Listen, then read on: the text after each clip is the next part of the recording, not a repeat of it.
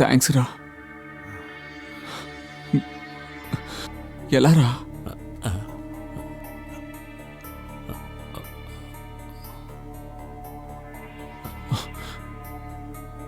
రూబీషా,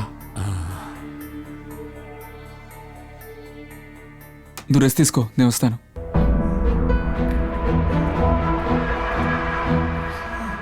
ఎలా ఉంది? బాగుంది. నీకోసమే యుఎస్ నుంచి ఇంపోర్ట్ చేశాను. బజార్లో కొన్ని ఎలా అబద్ధం ఆడుతున్నాడు చూడు వీడు.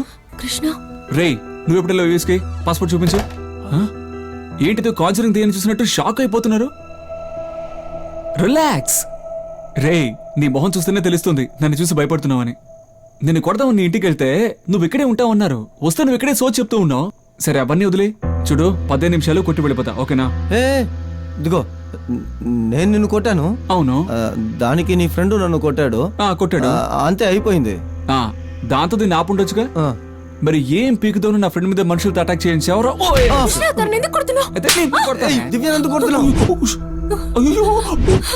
నిన్ను కొడితే దానికి నొప్పిగా ఉంది, దాన్ని కొడితే నీకు నొప్పిగా ఉందా? రే 10 రోజులు ప్రేమించుకుని 11 రోజులు విడిపోయే మీకే ఇంత నొప్పిగా ఉంటే 10 రోజులు గొడవ పడ్డా కూడా 11 రోజులు చూడగానే వచ్చి వాటేసుకుంటూ ఉంటాడే నా ఫ్రెండ్.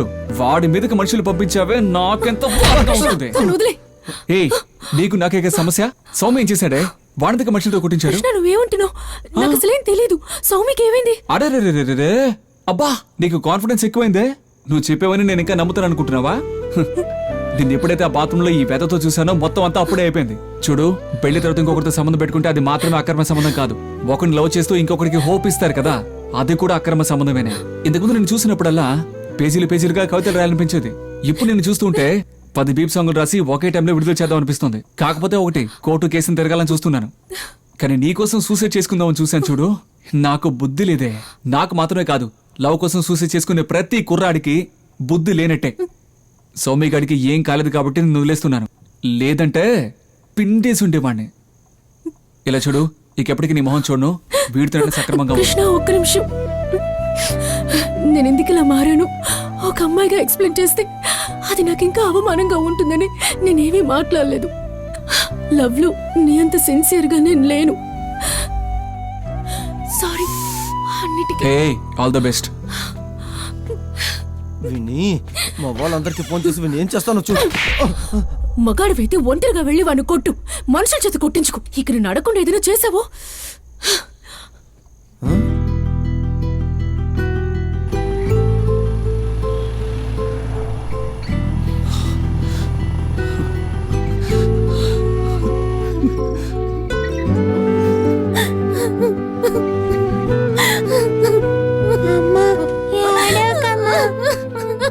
రిమైండ్ అయిన ఖైదీని 90 రోజుల తర్వాత బయటికి తీసుకురాగలం. కానీ ఈ కేసు నుంచి బయటపడాలంటే హత్య చేసిన వాడు సరెండర్ అయ్యి ఫ్రెండ్ కి దీనికి సంబంధం లేదని చెప్పాలి. ఎందుకైనా మంచిది మీ ఫ్రెండ్ ని జైల్లో వెళ్ళి చూసిరండి. మీ వాళ్ళని మీరు చూడాలంటే లోపలికి వెళ్ళి సంతకం పెట్టి వాళ్ళని చూడొచ్చు. ఏదైనా మాట చెప్పావో అంతే.